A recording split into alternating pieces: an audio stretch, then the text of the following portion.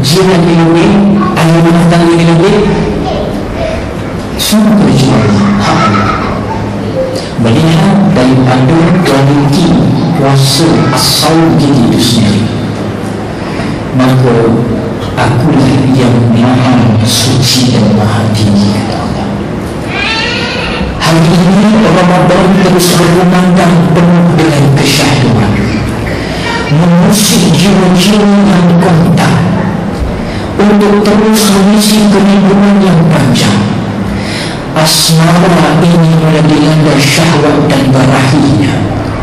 Diri semakin transenden. Ramadan melewati daerah yang kian dalam.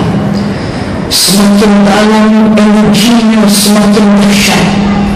Seharian masa pantas berlalu. Sebagai sang fakir, diri ini tewas lagi. Mungkin ini sahaja pilihan yang terbentang di saat persiapan dan akhlak masih belum terbentuk sempurna di sisi Allah. Jiwa meronta, namun jasad mengikatnya dalam acuan diri. Terasa masih belum hadir, biarpun semakin diri mencuba untuk hadir. Kadang-kadang diri terfikir untuk tidak berfikir, namun semakin cuba untuk tidak memikir, semakin dalamlah fikiran itu. Lalu fikiran itu tidak memikir hanya menjadikan diri sang pemikir, tetapi ia semakin dalam dan semakin dahsyat. Ada juga ketika yang kita juga diam. Teringat pesan Dr. Guru, untuk sampai ke daerah diam, ikutilah lawan gerak. Kerana di hujung gerakan akan tibalah ke daerah dia.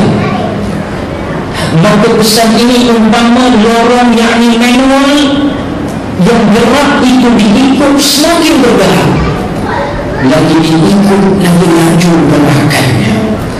Lalu diri yang lelah dia cuba mengikur dan memperhatikan setiap geraknya. Lalu cuba untuk diam, tak jadi diam, yang jadi hanya gerak. Lalu orang ini belum tepat. Lantas teringat pula pesan guru yang lain, dia jalan dulu, hanya relakan sahaja. Gerak pasti ada awal dan noktah akhirnya.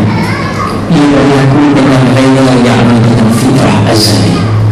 Lalu cari duduk, rela dalam gerak. Masya Allah, semakin dahsyat. Malam ini ada insan yang tafakur mencari diri. Adakah aku yang dimudah tanggung jiwa yang pasrah, memohon cahaya dalam cahaya? Lorong ini kita masih tempuhi, bukan pilih akal namun pilih sang hati.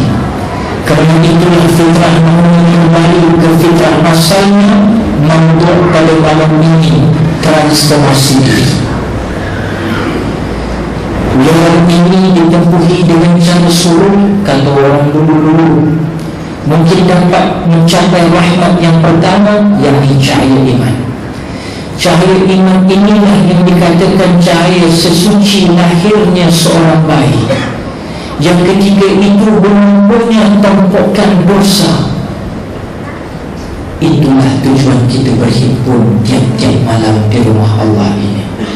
Bila cahaya iman kembali gemilang, mudah-mudahan Ruhul Qudus hadir. Melaluinya dia ingat kembali asal tujuan hidup kita. Melalui dirinya kita ingat kembali perjanjian kita dahulu dengan Rabb kita. Dan ingatlah ketika Tuhan mengeluarkan kamu dari tulang belakang yakni suli anak cucu Adam, keturunan mereka. Dan Allah mengambilkan saksian terhadap roh mereka dengan berfirman kepada mereka, bukankah aku ini Tuhanmu? Mereka menjawab, betul, engkaulah Tuhan kami. Kami bersaksi, kami lakukan yang demikian itu. Ada di hari kiamat kami tidak mengatakan, sesungguhnya kami adalah orang-orang yang lalai, yang tidak pernah diberi peringatan tentang hakikat tauhid ini. Surah Al-A'raf ayat 172.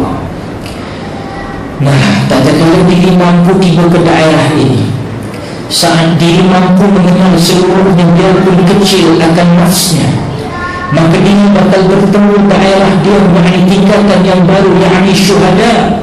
Malam ini semua memohon syahid, bukan syahid berjuang bertempur, hadirin hadirat, syahid untuk kita bertemu Allah. Mudah-mudahan kalau dimatikan di bulan Ramadan al-Mubarak, mudah-mudahan kita syahid di sisi Allah. Kerana itulah hadirin hadirat rahimakumullah, sungguh diri ini terlalu jauh, tapi semakin dalam kita mengenal dahsyatnya anugerah Allah ini, seterusnya diri mendambakan watak insan yang qarib kepada Rabbnya. Saat ini tiada lagi guru yang mampu membimbing diri kita. Saat ini tidak ada langkah pada lorong-lorong itu, yang ada hanyalah bimbingan daripada Allah sendiri, mengembangkan bimbingannya ke atas roh kita untuk menuju kemuliaannya as-siddiqin. Diri kita ini hadirin hadirat umpama logam yang dibakar api menyala. Bahannya menimbulkan wajah yang bisa dibentuk untuk terbentuk. Ia bukan pilihan, ia satu kemestian dan kepastian. Hari ini saya dan anda terus melangkah ke depan di bulan Ramadan. Kemajuan kita mungkin kecil, namun ia mungkin satu signifikan. Soalnya depan itu menuju yang hak atau yang batil. Hati-hati, pesta Ramadan kian maju. Pestanya ada berbagai tema, Pak. Ada berbagai maudu, ada tema cahaya, ada tema alfa. Terkadang kita tengah duduk di antara cahaya dan alfa, terperangkap dan terbelenggu di musim Ramadan ini. Ya Allah, ya Tuhan kami, bimbinglah kami ke jalan yang lurus, jalan yang mudah dan bercahaya. Izinkan bukan jasad kami saja yang berpuasa, ya Allah, tetapi yang paling utama kami mohon ialah agar minda dan roh kami yang sebenarnya berpuasa. Kerana sesungguhnya puasa itu adalah umat yang paling terbaik dan merupakan anak tangga untuk menaiki rumah Allah Azza wa Jalla. Muslimin muslimat rahimahullah. Satu ketika datang seorang sahabat bertemu dengan sahabat Nabi bernama Ibnu Mas'ud radhiyallahu anhu. Ya Mas'ud, aku ini tidur tak lena. Orang sekarang panggil insomnia. Betul orang insomnia, tak boleh tidur, insomnia, makan pil tu kadang-kadang minta kat doktor, tak boleh tidur, tak tahu depres ke, masalah keluarga ke, masalah anak, suami isteri, tak tahu nak berita. Dia ambil pil tidur, baru dia tidur. Orang panggil insomnia. Sahabat Nabi bertemu dengan sahabat seorang lagi bernama Ibnu Mas'ud. Dia kata, ya Ibnu Mas'ud, ana ni tak boleh tidur lah, makan tak kenyang, mandi tak basah, semuanya serba-serbi, tak kena kehidupan anak. Apa sudah jadi dengan diri anak? Anda ada ubat kan? Kata dia, ada ubat. Dia minta ubat kat Ibnu Mas'ud. Ibnu Mas'ud ni orang yang kontak dengan Rasulullah sallallahu alaihi wasallam. Maka Ibnu Mas'ud menasihatkan dia, beginilah, kalau penyakit itu sedang menimpa kamu, maka kau bawa hati engkau bertandang ke tiga tempat. Wahid, yang pertama, pergilah mencari ke tempat orang yang sedang membacakan Al-Quran Al-Karim. Atau engkau baca Al-Quran, wahai sahabatku, engkau dengar ianya baik-baik, atau engkau dengar orang lain membaca baik-baik macam kita bertadarus sekejap lagi. Seorang baca, seorang semak. Yang menyimak, dia mendengar dengan baik. Begitu si qari, dia membaca, dia dengar bacaan supaya tidak menyalahi hukum tajwid dan tidak keluar dari mentadabbur ayat-ayat yang kami baca. So pertama ubat engkau, pergi cari orang mengaji Quran, atau dengar orang mengaji Quran, atau kau sendiri pergi mengaji. Satu. Tak tenang lagi, pergi cari yang kedua. Engkau pergilah ke tempat mana-mana ada buat majlis ilmu. Malam ni tazkirah, Ustaz Zaid tengah berforum, ada yang buat ceramah perdana, ada yang buat tadi kita siang tadi ramai-ramai selebriti tanah air yang hijrah pergi ke Semadu di Alfa Angle. Kita pun terlibat sana untuk menghiasi taman-taman itu dengan taman-taman yang dikatakan rawdatun min riyadil jannah. Pergi cari majlis ilmu, kata Ibnu Mas'ud kepada sahabat yang bermasalah tadi. Kalau tak boleh juga kau tenang duduk majlis ilmu, cari yang taladah, yang ketiga. Apa dia? Kau carilah waktu dan tempat yang sunyi.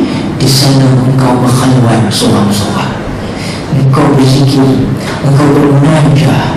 Allah,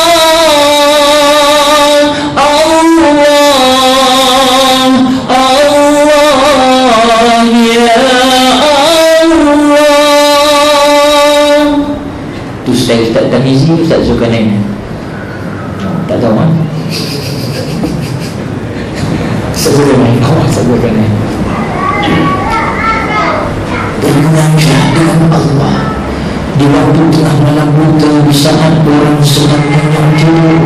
Engkau bangun dengan salat malam, minta bantuan kepada Allah. Ya Allah, tenangilah jiwaku ya Allah, tenteramkanlah fikiran aku ya Allah, murnikanlah hati aku ya Allah. Mungkin jalan yang ketiga ini kau akan dapat obatnya. Tetapi kata Ibnu Mas'ud, kalau hang dah tak adalah cakap pinang pula ni, aku buat contoh je. Saat lagi bulan Ramadan dah letih kan, tengok bawa macam sayur bara Allah pada ni kan, seorang kena tension dulu ni kan, relax. Kalau hang nak pergi mengaji Quran, atau hang dengar orang mengaji Quran pun hang tak tenang lagi, kemudian hang pergi pula pergi jumpa di majlis ilmu, hang duduk elok-elok pun hang tak tenang juga sahabatku yang berpenyakit ni. Hang pergi pula beruzlah seorang-seorang khalwah, hang munajat dengan Allah seorang-seorang pun tak tenang lagi, tak sihat lagi penyakit hang. Ada ubat dia. Ubat dia yang keempat apa?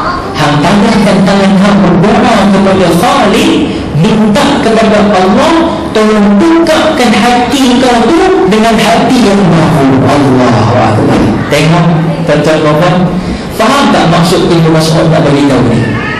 Dalam riwayat ni, faham tak apa sebenarnya yang Ibnu Mas'ud nak beritahu? Kalau kita duduk majlis ilmu, tak boleh juga lembut hati kita. Kalau kita dah dengar innal muslimina wal muslimati wal mu'minina wal mu'minati wal qanitina wal qanitat, dengar orang mengaji Quran pun kita masih lagi dalam keadaan keras, derak batu ada di dalam ni. Pergi juga bermunajah dengan Allah seorang-seorang, berzikir astaghfirullah rabbal baraya, astaghfirullah minal khataya. Lepas astaghfirullah, minum juga lagi, nak dia ustaz, berzikir dah ni, zikir dah, tapi pederai juga buat maksiat. Ibu-ibu tercinta di belakang kadang-kadang zikir Masya Allah cukup hebat, tetapi kadang-kadang mengandung domba soal orang lain secara spontaneous, kadang-kadang kita tak sedar. Kata Ibnu Mas'ud, kalau tak boleh lagi melembutkan hati kau dengan tiga perkara tersebut, mintalah kepada Allah suruh buka dengan hati yang baru, kerana hati kau itu sebenarnya sedang digelapkan oleh Allah, digelapkan oleh Allah Azza wa Jalla. Na'udzubillah min zalik. Semalam ini tuan-tuan, cuba anda perhatikan, kita berdiri kita solat tarawih. Saya biasa mana-mana masjid, kalau hari ini dah 17 Ramadan, 17 surau, 17 masjid, kalau kita tengok Saya nak menitis air mata melihat pakcik-pakcik kita, yang makcik-makcik kita yang sanggup usung ni, apa nama, panggil apa, stretcher yang ni, yang panjang ni, apa benda, wheelchair, wheelchair boleh kata, yang tolak bila stroke kan, yang tolakkan kaki tak berjalan. Cuma apa perhati tengok kat masjid besar-besar, masjid surau kecil dalam tanah kita tengok dia pakcik ni, Masya Allah, kasihan dia bersungguh sangat, sebab dia sudah sampai. Habis anak-anak muda yang dia orang belum sampai lagi. Tu dia berkata, tak apalah, inilah fitrah perjalanan umur kita. Umur ini tentu tak dapat ditanggung, kita hanya menunggu saat-saat bertahun, tiada terkecuali sama-sama menanti. Masya Allah, tuan-tuan,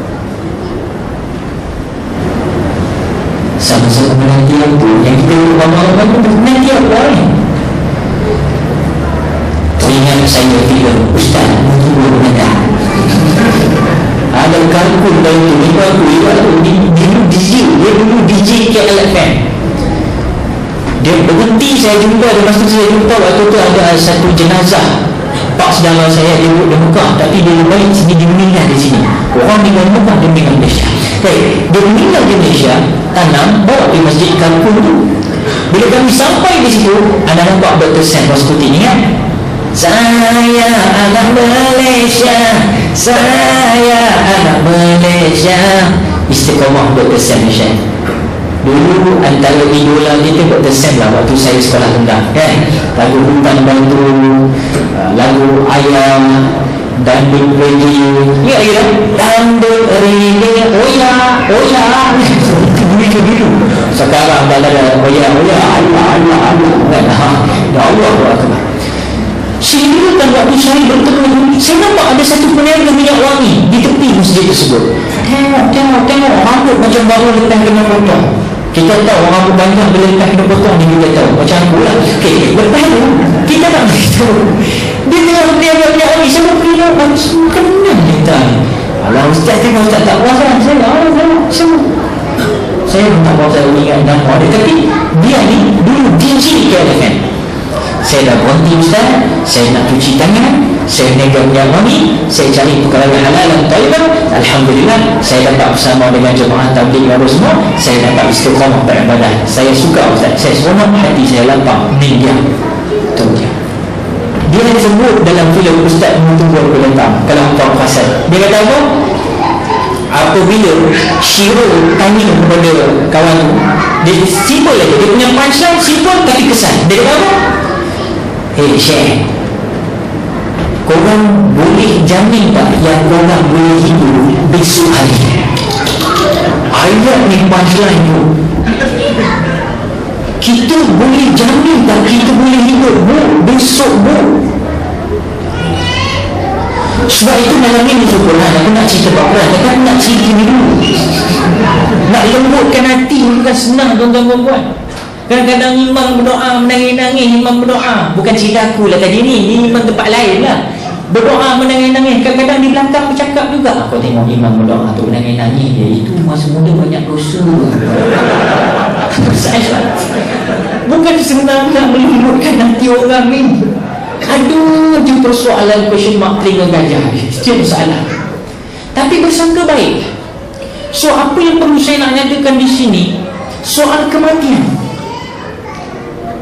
Saya pernah pergi ke satu Putrajaya ni, bukan surau ni, surau satu lagi. Saya pergi ke Raja Lawak. Kami bertolak daripada Kuantan Pahang, rushing dengan jam semua, lalu sampai waktu Isya. Ustaz-ustaz dah kalau dah kata Ustaz tu mana rupanya wa makaru wa makarallah wallahu khairul makirin. Kita merancang, Allah merancang. Waktu ni bila kami sampai teman-teman, tak boleh buat ceramah lagi pun. Pasal apa? Ada 2 van menunggu dekat sebelah surau tersebut. Depan tu van PPZ, van Pusat Zakat Wilayah Persekutuan Jawi. Belakang van Pusat Zakat ada van jenazah. Rupanya ada kematian dan bawa turun jenazah turun tak ada suara. Mayat berletak di tepi. Kami baru sampai. Kami belum dalam kereta. Dan ada tim ni tak touchdown lagi. Rupa-rupanya mereka jemaah surau nak cepatkan majlis. Allah kata, selesaikan dulu jenazah ini. Kalau kami ceramah mungkin sampai 2 jam. Waris-waris mati semua menunggu sampai 2 jam. Sudah selesai khalas, maka keluar. Alhamdulillah, baru masuk forum. Cantik. Ada seorang tua di Kampung Gajah. Kena cerita lah. Ada orang Kampung Gajah ni? Tak ada. Di Kampung Gajah berceramah. Satu pakcik kerja di Bilal. Pak Bilal mana? Tadi Pak Bilal ya, Pak Bilal. Masya Allah, tabarakallah. Ya, Bilal yang memain peranan penting Bilal ni. Cek sejarah. Saya nak bukan cerita Bilal Al-Rabah. Ini Bilal surau Kampung Gajah. Pakcik ni umur dia, ya, Nabi kata apa? Umur itu baina siti was sab'in. Siti was sab'in. Antara 60 sampai 70 tahun bro, sis. Kalau 60 ke 70 tahun, cuba cek tidak umur masing-masing sekarang dah berapa tahun. Saya 46 bro. Saya cuma siap-siap lah. Aku hanya ada masa 14 tahun ni. 14 tahun dia nak cover kau punya dosa zaman jahiliah kau, nak cover sebelum kalau 60 kau dimati oleh Allah. Sebab Nabi dah sebut umur nak aku antara 60 ke 70 tahun. Itu aku 46. Yang 64 tahun Allah fikir-fikir kan. Tapi bukanlah umur itu jadi penentu. Kullu nafsin dha'iqatul maut. Setiap orang pasti akan mati. Anak muda boleh mati, bayi kecil baru lahir, tak sampai lihat dunia dah meninggal. Ini dalam pemerhatian Allah SWT. Apa yang sudah bagi tahu, pakcik tersebut kan kerjanya Bilal melakukan azab. Tiba-tiba tuan-tuan perempuan dia diserang stroke, tak bergerak badan. Tempat pakcik tu sama ada tak di hospital, bawa balik ke rumah. Tengok ke rumah, bawa ke hospital. Dua tempatnya je. Sampai anak-anak waris pakcik ni tak boleh tahan dah. Oh Allah dia ni. Kau nampak tak? Sebab dia dah macam mati tau. Bergerak tidak, apa tidak. Ada lagi pakcik tu di Kampung Gajah. Sebab saya ceramah itu, dia duduk pakai laptop macam ni lah, duduk tengah-tengah. Saya cakap pakcik ni pelik pakcik ni. Orang malaikat ni benci. Boleh apa? Bila saya makan, boleh baru dia duduk ke depan. Tapi bila dia cakap, orang punya tak clear dia cakap. Stroke. So orang sebelah cerita masalah dia ni. Pakcik ni ustaz sebenarnya mati hidup semula. Umur 74 tahun, dia dalam keadaan stroke, tak di hospital, balik rumah, hospital. Sampai pening dua tempat ni, anak-anak pun pening, sampai orang kampung pun pening. Yang buat apa tu? Orang kampung dengan waris pakcik ni terus kata apa? Kalau lagu ni lah pakcik ni, tak apalah, kita buat dia lah siap-siap lubang kubur untuk dia. Tu dia syekh. Pasal macam mati lah. Dia buat lubang kubur siap-siap lah. Mana jenazah mana? Aduh, ini hidup lagi, ini mati macam tu. Pakcik tu hidup lagi, cuma dia tak gerak. Bayangkan kalau kita letak pakcik tu, sanggup tak sanggup? Kita pernah lubang kubur dah siap-siap dia. Alamak, itu tak brutal lagi pakcik. Yang paling brutal, kayu papan untuk penutup yang lahat di dalam tanah kubur itu dah siap-siap letak di bawah tangga surau tempat dia tinggal. Kau bayang tengok tuan-tuan. Ni yang kata manusia kadang-kadang itu umur 74 tahun. Zaman Nabi Nuh, zaman Nabi-Nabi terdahulu, Bani Israel umurnya sampai 1000 tahun ada bro. Baca kitab-kitab sejarah, ada 1000 tahun lebih umurnya. Kau bayangkan 1000 tahun. Kalau umat Nabi Muhammad SAW umurnya 1000 tahun, agak-agak macam mana umur orang? Kalau dah 100 tahun pun kita tengok pun, ya Allah, ya Allah, ya Allah. Terus ada kerubannya, kekerutan mukanya. Kau buat bontok, kau macam ni sila tak mau lancar dah. Kau punya, dah lah putih. Tak mahu diputih dah, kalau 1 tahun tak mahu dah. Tak mahu dah macam tu. Bayang 1000 tahun umat terdahulu. Kalau kita lah umur 1000 tahun sekarang, itu yang pening kepala tengok, ya Allah, tak mengingat jiwa tu 1000 tahun dah macam Amerika. So Nabi kata mesti kita bersabar, sedia tentang hidup tidak meningkat dunia. Ini kita datang malam ini, itu tujuan saya. Jadi pakcik tadi belum selesai. Pakcik tadi dah stroke, tiba-tiba tuan apa berlaku? Doktor kata dia tak mampu, dia balik. Balik tu buat. Tapi dia tengok rumah semua. Ya Allah, tak jadi satu perkataan. Bayangkan kita di dekat pakcik. Dan satu miracle yang pakcik ni ada sebagai seorang Bilal, walaupun bukan Bilal Masjid Negara, bukan Bilal Masjid Putrajaya, bukan Bilal Masjid Syahla, tapi pakcik ini pernah menghadapi satu trauma apabila rumah sekitar di Kampung Gajah, ingat lagi dalam berita itu, Kampung Gajah Melanda banjir besar, rumah dia di hujung desa, tuan-tuan. Dia duduk seorang-seorang, isterinya dah meninggal, dia duduk seorang-seorang. Bayangkan dah stroke, baru baik, tiba-tiba dia air kepala dengar dia datang. Kalau tsunami 800 km sejam di Kampung Gajah, kuat juga datang, dan dia seorang-seorang dalam rumah, siapa pun tak ada. Apa dia boleh buat, tuan-tuan? Allah bagi ilham. Allah bagi ilham, dia buat apa? Dia pergi panjat mana kursi yang dia dah, dia ajak dalam rumah. Dia panjat kursi, kemudian dia kata apa? Dengan suara dia yang garau, husky tu, Allahu Akbar. Allah punya kuasa, logik akal, suara itu seorang pun tak dengar di kampung tu. Tetapi inilah berkat dia ikhlas menjadi Bilal. Allah buka hijab di hari itu, satu kampung turun datang. Dia kata, kami dengar suara haji menjerit. Dia kata, Allah Rabbi, Pak Bilal, jangan perkecilkan peranan kamu. Al-mukhlisina lahuddin, itu yang kita tuju sebenarnya. Sebab itu bulan puasa As-Siyam ni adalah ibadah yang nak cuba meletakkan keikhlasan dalam ibadah. Bersolat orang nampak, puasa zakat orang nampak, syahadatain orang nampak, haji yang pergi seorang mengantar satu bas nampak, puasa seorang pun tak tahu. Dia tahu malam ni ramai-ramai malam ni, bukan main khusyuk di malam ni, rupanya siang dia tak masuk. Kita tak tahu. Antara dia Allah, nampak tak? Itu menunjukkan Allah mengajar sifat ikhlas khusus ibadah puasa dan tuan-tuan. Baik, muslimin muslimat rahimakumullah, kita masuk maudhu kita. Kita nuzulul Quran malam ni, Allahu Akbar. Mukjizat Al-Quran ini saya nak bagi tahu, ini tongkat ni. Apa mukjizat Nabi Musa? Tongkat ni, semua faham sejarah.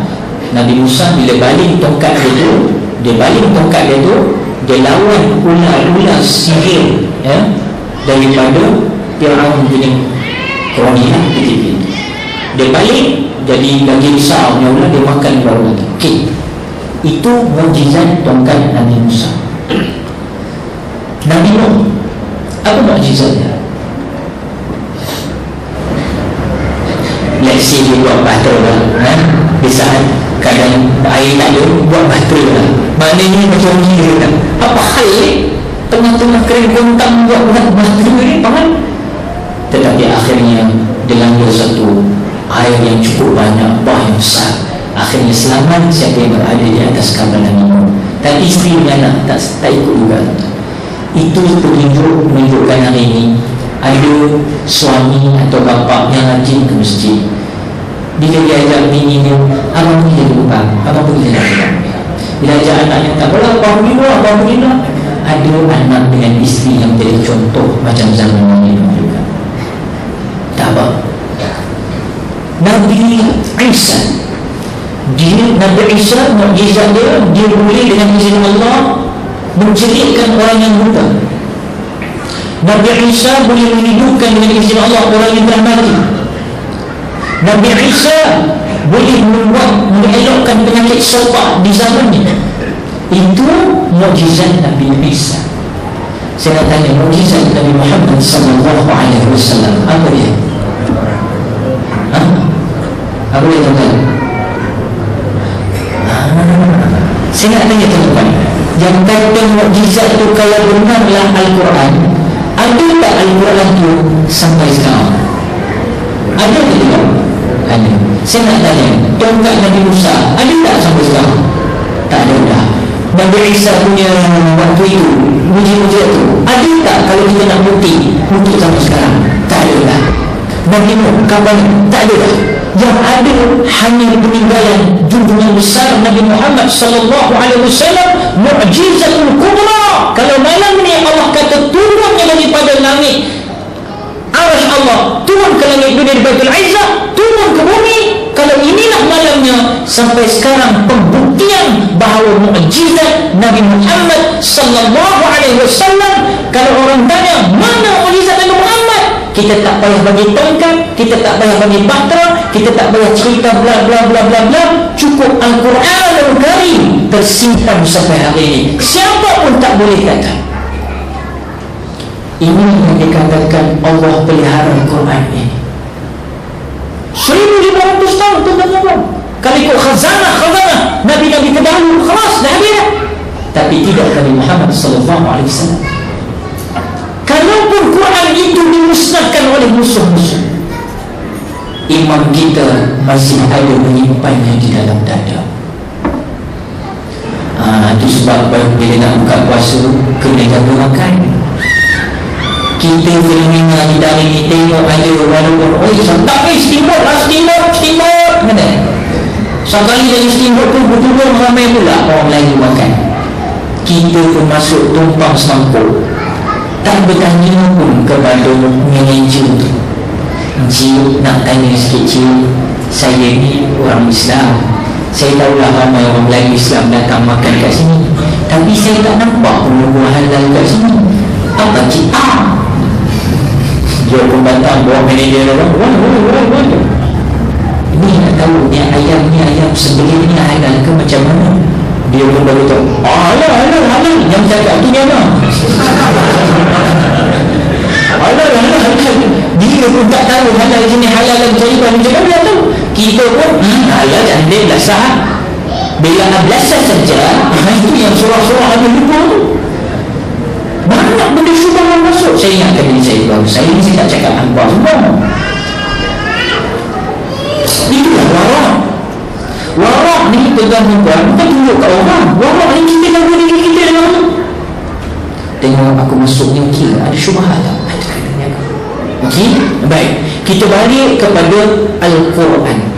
Bila nuzul Quran ni kita teringat dia Al-Quran kan? Ada nasyid dia. Tapi yang paling terbaik ialah surah Al-Baqarah ayat 185. A'udzu billahi samil alim minasyaitonir rajim. Syahrul Ramadan alladzi unzila fihi al-Qur'an hudan lin-nasi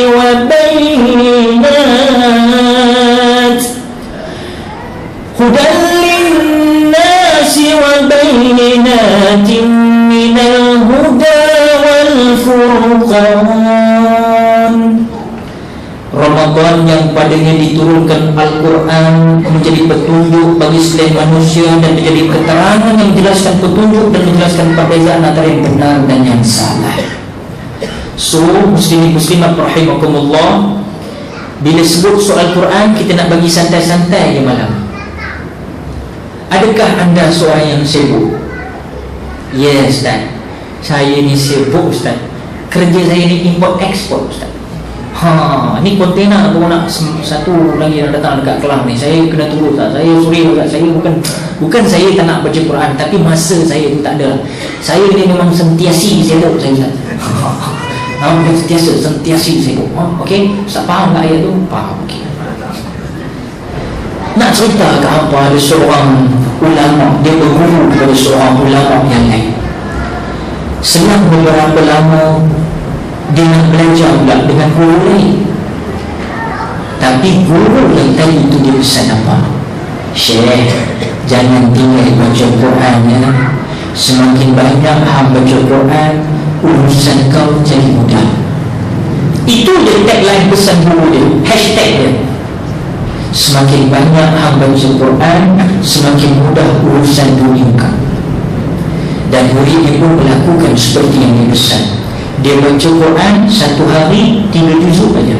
Tuan-tuan tahu kan teknik macam nak khatam bulan Ramadan 30 hari? Baca satu hari, setiap 5 waktu saya semalam, subuh baca 4 muka surat, zuhur 4 muka surat, asar 4 muka surat, maghrib 4 muka surat, Aisyah 4 muka surat. Cukup 30 hari khatam 30 juzuk. Dulu kita tak tahu benda ni, Syekh.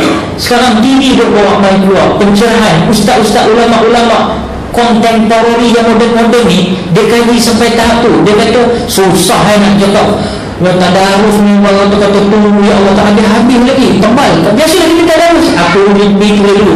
Kalau pegang Quran tu buka-buka, alamak ni rapat lagi ni, banyak yang belakang ni tebal lagi ni. Dia terasa. Sebenarnya ada kaedah, kita bila ada plan mesti jadi cantik. Kalau tak plan macam susah. Tengok, bangun semua orang mesti dia dah plan dah.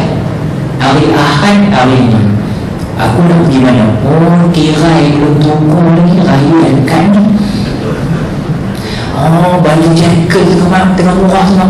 Tengok pula apa lain model dah Nabi pula di mana, dia tak murah pula di mana. Dia plan. Kemudian tuan-tuan, kita plan dan tak sadar pun kita ni sebenarnya tubuh badan kita ni sebenarnya adalah merupakan antena, cuma tak ada astrobulat di dalam ni. Kita ni sebenarnya macam satu tubuh kita ni antena, terima frekuensi macam-macam ada. Dalam kita ni ada channel 411, ada channel 106, ada channel 114, ada channel 103. Tapi pilihlah channel yang baik. Kalau pilih channel yang tak baik, maka dia akan terpancar keluar keburukan itu merata alam ini. Itu yang rusak, tuan-tuan. Tapi kalau baik, dia transform keluar pula, tuan-tuan. Macam tajuk malam ini, transformasi kan. Dia transform keluar, semua akan berasa roh tu. Tengok Ramadan, baik tak baik? Baiklah. Orang kata, apa Ustaz Bayu, Ustaz melapor tu. Memanglah berlapor. Tapi selama hari ni ramai tak tahu waktu maghrib masuk pukul berapa. Tengok masuk bulan Ramadan, semua orang tahu waktu maghrib masuk pukul berapa. Kerana dia tak tahu ni. Kalau tak bulan Ramadan, ramai tak bangun subuh semalam, misalnya. Tapi bila datang Ramadan, dia kerana sahur nak cari barakah tu, teruslah yang subuh. Allahu Akbar. Hadirin hadirat, sahabat tadi dia baca Quran 3 juzuk sehari. Kemudian dia dapat nikmat, baca Quran ni 2 juzuk.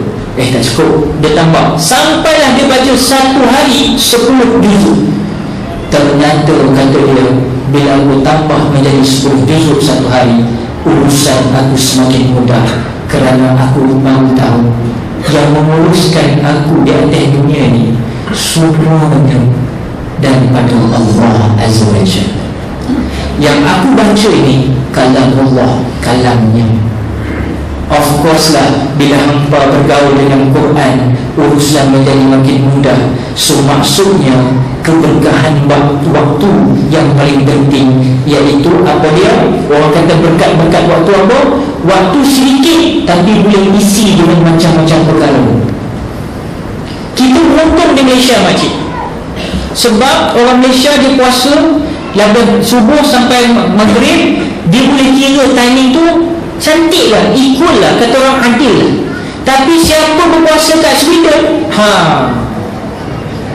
Kau tahu kan? 38 minit. Itulah nak buka puasa. Itulah kita nak sembahyang maghrib berjemaah. Itulah kita nak sembahyang isyak berjemaah. Kemudian nak tarawih 23 rakaat dengan witir. Kalau buat 20, kalau buat 8. Kemudian kita nak tunggu pula waktu sahur. Lepas sahur sembahyang subuh 38 minit. Kompres semua tu nak buat sekaligus. Macam tak hijau pun ni. Syukur banyak-banyak makcik kita duduk di Khatul Istiwa ni. Allah, kita tak nampak rahmat Allah tu bagi kita ni. Tak nampak lagi tu. Pun ada juga yang malam lampau. Bukan di Malaysia, di Indonesia. Satu kes yang saya pun bingung kepada saya nak melihat ni. Saya mula-mula orang rumah saya kata, cuba tengok apa benda. Tarawih unik. Apa gelak semua tu faham sangat. Lalu dah tengok lalu tarawih unik. Tarawih unik ni tuan-tuan perempuan, dia buat berapa rakaat tu?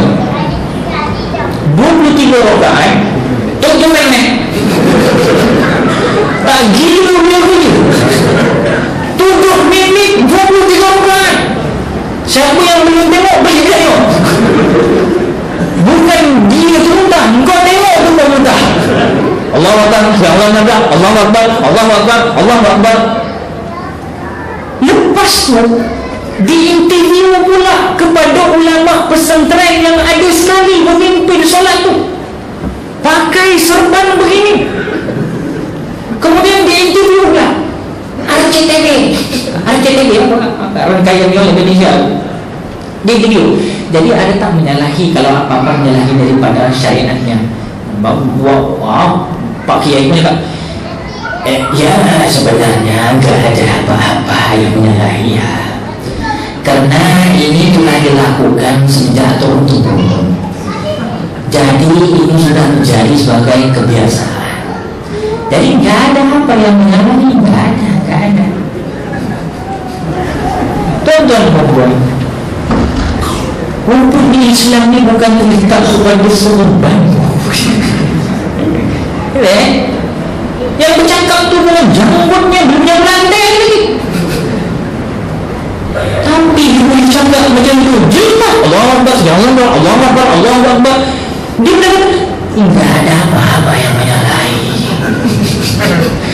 Muka kotor mecu juga. Kan ada tumaninah dalam solat.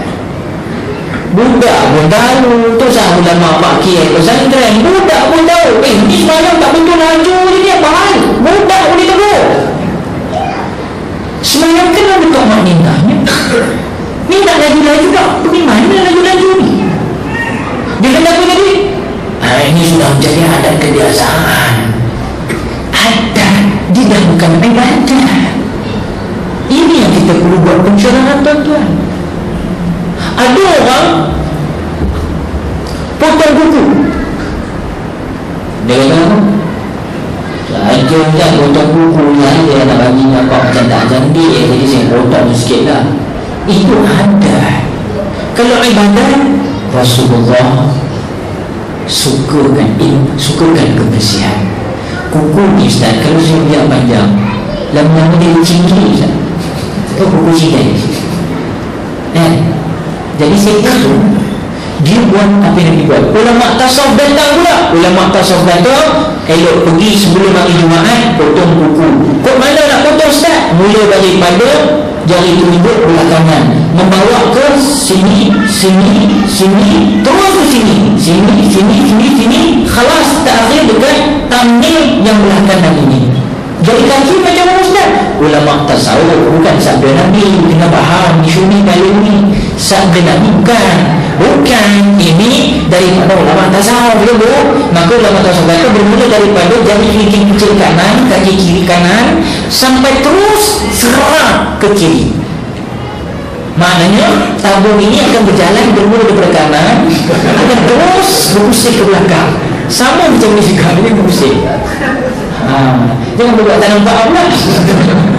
Kita kan nak buat mendambakan projek ilmu.com. Tuan-tuan, tak ada surah macam surah Putra Al-Amin ni. Pergi tempat lain ada surah, ada imam, ada bilal, ada AJK, gitu je lah. Tapi kita kelebihan kita Ustaz Zaid ada kat sini. Dan kita ada brother day kita ada imam kita ada pengurusi kita yang faqih. Mereka ini cuba menggerakkan, bukan sekadar kita boleh bersolat di sini, boleh mendirikan solat. Bukan sekadar mengerjakan solat, mendirikan dengan mengkerjakan lain. Kalau kerja, kita boleh pergi ke hospital buat surat MC tipu-tipu. Tak apa, saya 2 hari ada MC lah tuan, saya tipu. Boleh, kerjanya boleh buat, boleh tak buat. Kita ada je excuse. Tapi kalau mendirikan, kalau tak dibuat, tak jadi buat. Tak jadi, mesti kena buat. So, tujuan kita ni buat kutipan derma ni tak apa tuan-tuan puan-puan, imarahkan karya kita suara.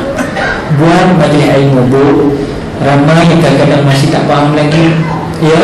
Sebab itu kita nak berilmu. Bila kita berilmu, baru kita dapat beribadah dalam keadaan benar-benar ada dalilnya. Kalau tak, macam orang dulu-dulu lah, potong buku mana tak boleh. Mana dalilnya? Mana dalilnya? Tak ada. Habis itu hadis mana? Itu hadis mana? Ada tak bagusnya? Ada bagusnya. Sebab orang tua tu dulu, orang tua dulu Indonesia yang ada pelita tu lah. Bergelaga hidup orang mengaji Quran dulu. Ingat ke?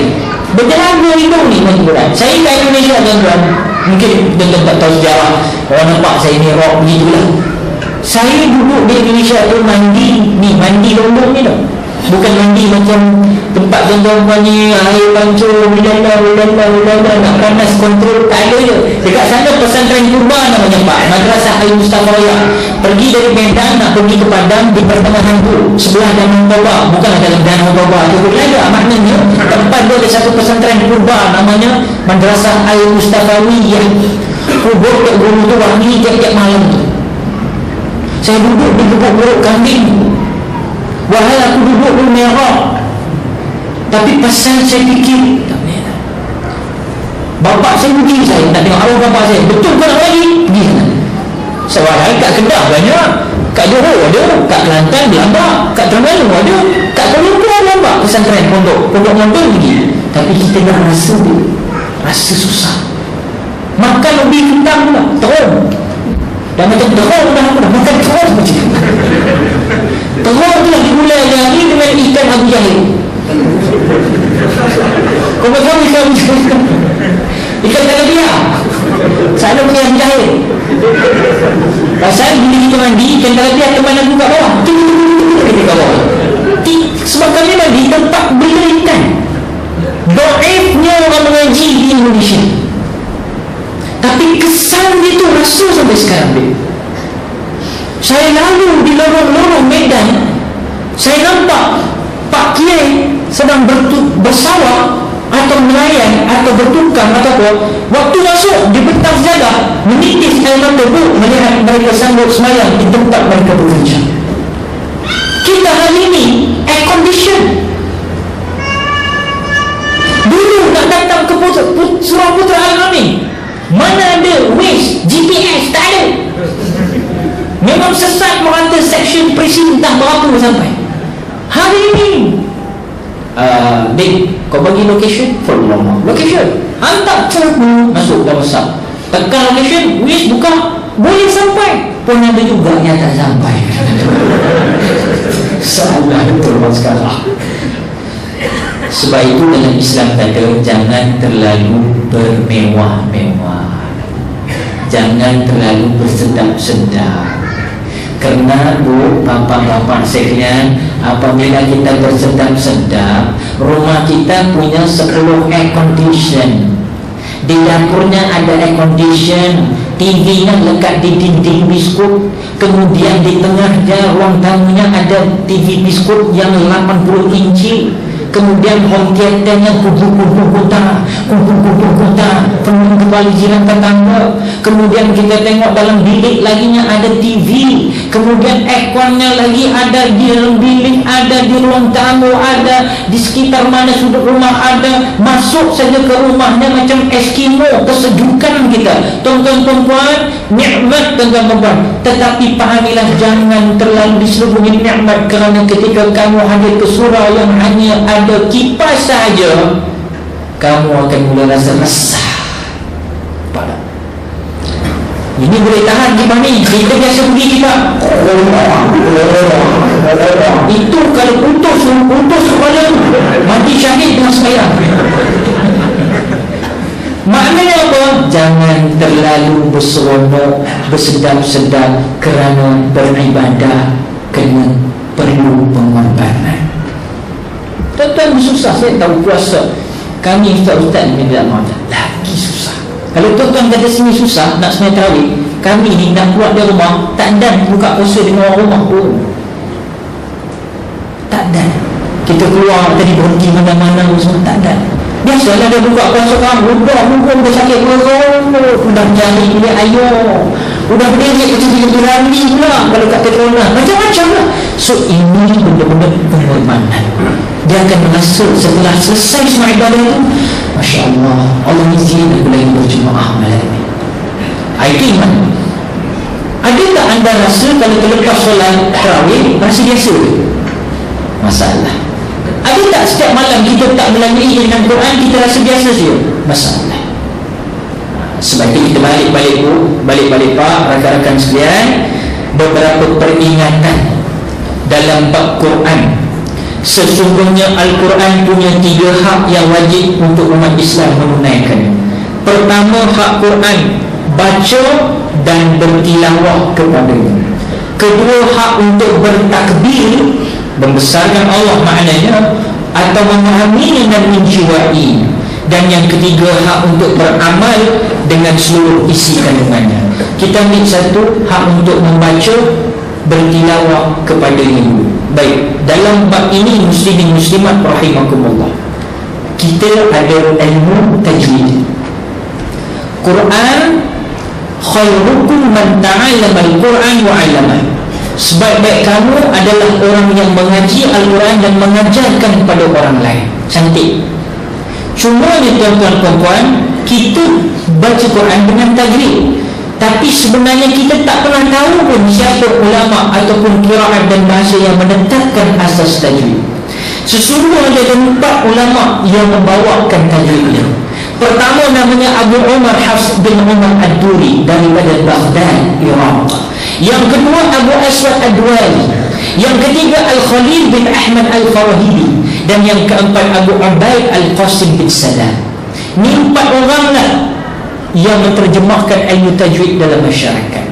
Pengarang pertama kitab tajwid dan merupakan matan-matan sahaja, tajuk-tajuk besar sahaja yang dibuat secara syair. Ada 51 bait syair yang itu dikatakan asal untuk belajar tajwid. Yang Abu Mazain Musa bin Ubaidillah bin Yahya bin Al-Qalqaniyah, nama kitab karangannya Al-Qasidah Al-Qalqaniyah Ar-Ra'iyah. Inilah satu kitab yang mula-mula nak membahaskan tajwid, tapi dibuat berlagu. Contoh Quran kalau dia tidak berlagu, cuba baca abatas saja. A, ba, ta, sa, ja, kha, da, za. Itu orang belajar Iqra. Macam kita dulu, alif, be, te, do. Alif, be, te, be. Kan? Orang begitu. Kita boleh hafal daripada alif sampai hamzah ya. Tiba Tok Guru kata, sekarang daripada ya patah sampai ke alif. Memang pening kepala kita. Menurut ke belakang memang tak boleh, sebab kita hafal. Tapi tujuan orang dulu supaya kamu kenal huruf cukup dah. So kita buat abata fajaha khadada razafa shasada taza'a ghafaka kalamana wa haya. Cantik. Dia ada tingkah lagu dia. Sebab itu saya katakan tadi, Quran ini dibaca, dia tak boleh macam kita mengaji Quran macam lidah kita lengkap ke langit memandang, dia tak boleh. Alhamdulillah Rabbil. Tak boleh begitu. Dia dekat ke langit, tak boleh. Kemudian Quran tak boleh kita baca malam-malam, tak boleh. Saya cukup geram tu kalau orang baca Quran malam. Mungkin itu baca malam. Itu saya baca.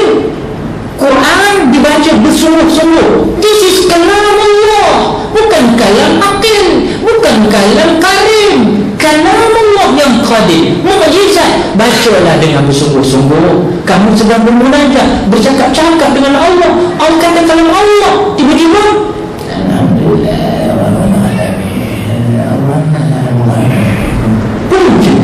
tak boleh. Jangan baca Quran malas macam Mr. Bean. Tu Mr. Bean juga. Kalau Mr. Bean cerita kan macam tu juga kan. Itu payah namanya. Baik. Kemudian jangan memberatkan suara macam kartun. Ada? Diberatkan suara macam kartun. SpongeBob, hati SpongeBob tu kan. Dia pun buat tak boleh. Quran ada as-saut, ada suara dia. Ya? Kemudian jangan menipiskan suara macam bergetar, menipis. Ini kilangan ramai. Tu nipis tu. Kau kunci cintaku. Halus. Jangan sampai halus sangat, sampai bergetar-getar. Sebab setiap nada ada frekuensi. Anda baca baris fathah, dia pergi ke hati bro. Pergi ke hati. I kasrah, dia pergi ke kelenjar pineal.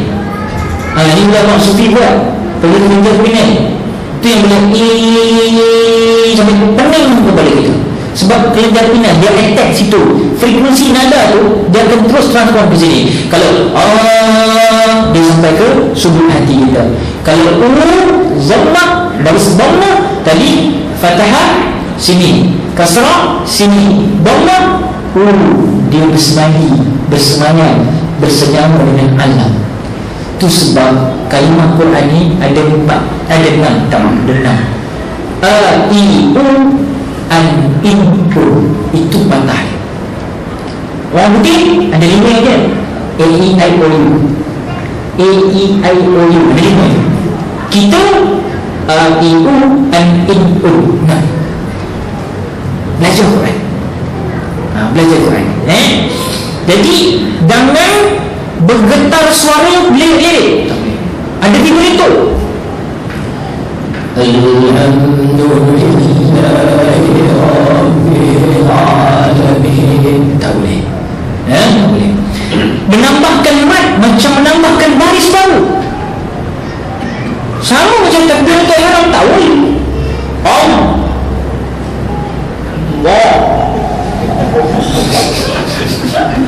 pada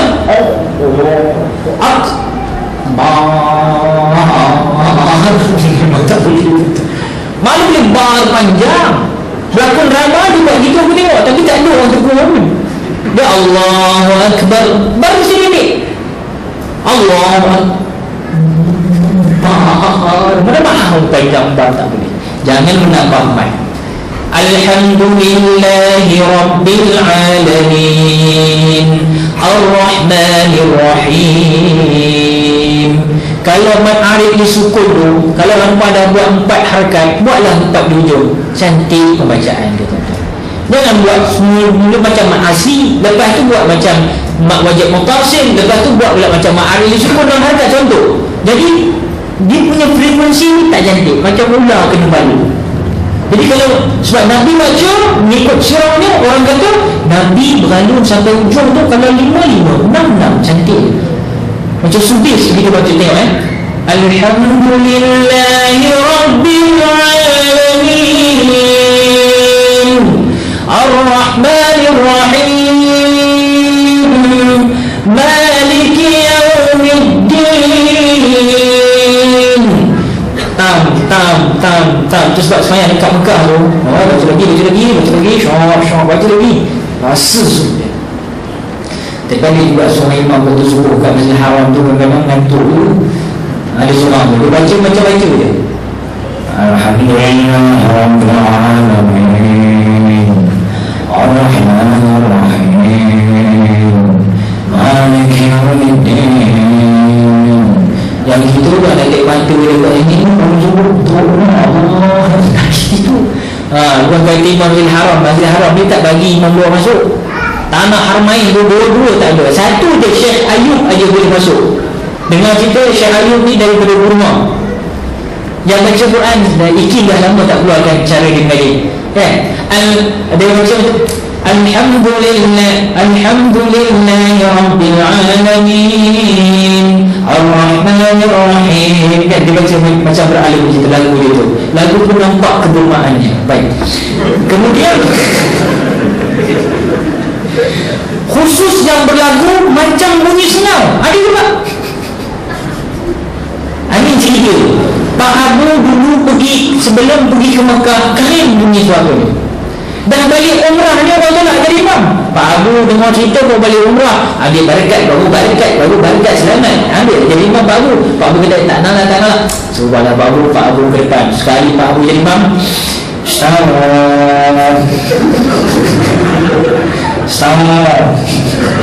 apa yang Pak Abu dia macam ni? Pak Abu teruskan keimamannya. Allah lagi pening makmum. Hari itu kering ni. Pak Abu teruskan. Dia nak buat macam imam Mekah ni semua. Orang semua ambil tajwid, bukan ambil semua Pak Imam tu. Sampailah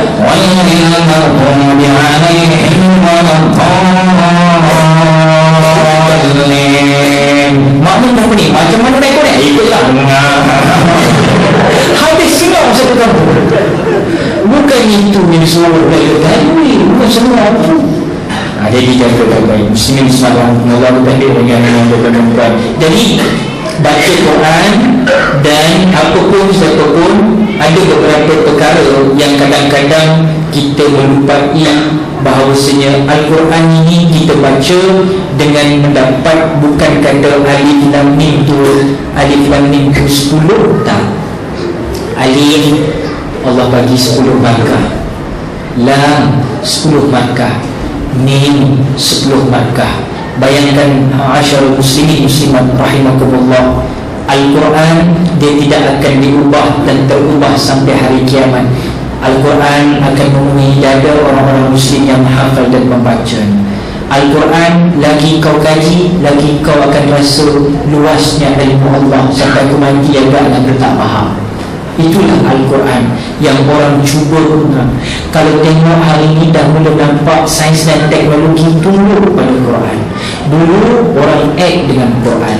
Apa yang diceritakan putaran alam dunia ini, pergerakan peredaran bumi dan bulan matahari, Allah dah cerita siap-siap 1500 tahun dahulu.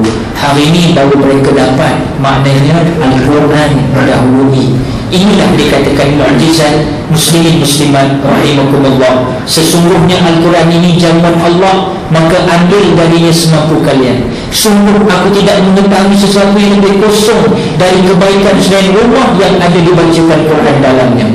Dan rumah ini akan seolah-olah rumah yang telah mati kerana tidak dibacakan Al-Quran di dalamnya.